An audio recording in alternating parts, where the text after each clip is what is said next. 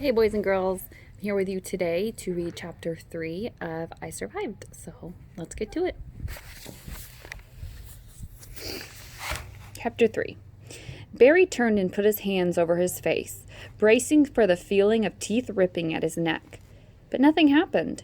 He peeled open his eyes and saw that Cruz was still on his leash, standing next to Abe, who was laughing his head off. Why did he think it was so funny to scare them? Barry wished he could find the courage to step forward and say, "Get off my property." He'd practiced in the bathroom mirror, squinting his eyes to get a fierce look. But who was Barry kidding? He was about as fierce as one of Mom's peanut butter cookies. If only Barry was more like his father. Nothing ever got to Roddy Tucker. And then, as though Barry's thoughts had sent out an SOS, the front door opened and Dad appeared on the porch. "Hello there, Abraham," he said with a smile. Abe pulled Cruz closer and lost his usual "what are you looking at?" glare. Suddenly he looked like the old Abe, the pudgy guy in the Saints jersey who tried to show Barry and Jay how to shoot layups. Dad had that effect on people. He could smile at a T-Rex, and next thing, they'd be making plans to have a burger together. Barry's dad was a little famous in the lower 9. His band, Roddy Tucker and the Blasters, played in jazz clubs around New Orleans. But Mom said that wasn't why people respected him. "Your father's got sweet music in his heart," Mom always said, and everyone can hear it. Now Dad looked at Barry. "We're leaving in an hour," he said. "You need to pack up. That hurricane's getting nasty. It looks like it might be a direct hit on the city. We're leaving town." Barry stared at Dad.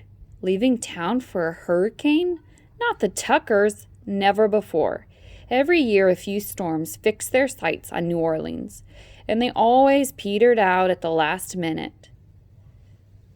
There hadn't been a bad hurricane in New Orleans in 40 years.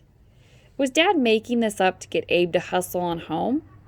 "I'm serious," Dad said, reading Barry's doubtful look.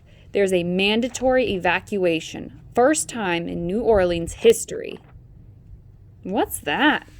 Jay asked. "It means if you can leave, you've got to leave." Dad said, "Your mom already called Mr. J. You're heading up to Birmingham." "What about us?" Barry asked. "Houston," Dad answered with a sorry smile. Barry groaned. He loved Mom's Texas cousins. All of them, 5 wild little girls and their grumpy mama, lived in a tiny little house. Barry always went home with a whopper headache after visiting them. Dad, too. The hurricane must be bad to get Mom and Dad to head to Houston. Barry looked around his neighborhood. The little houses, the scraggly lawn surrounded by chain-link fences, the palm trees and big oaks.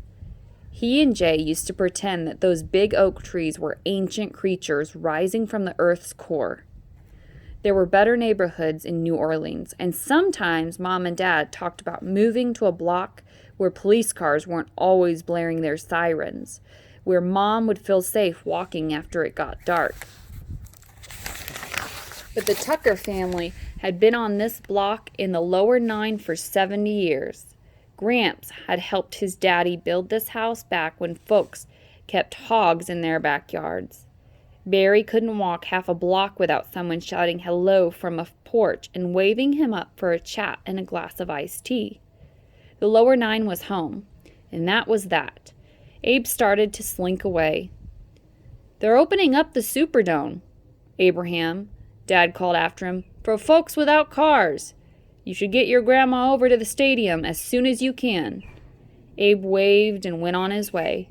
Dad opened the door to go inside, and the news playing on the radio echoed out to the porch. "That's right," a man's voice boomed. "This storm is a monster. It's time to leave. Get out now. Get out while you can." "You heard the man," Dad said, starting to close the door behind him. "Time to get moving."